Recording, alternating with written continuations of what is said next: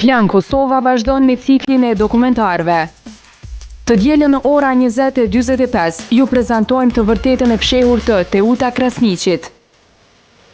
Çfarë karakterizon fëmijërinë e saj?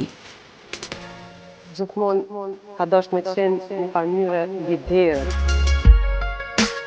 Me çfarë mirej ajo para se të bëhej aktore?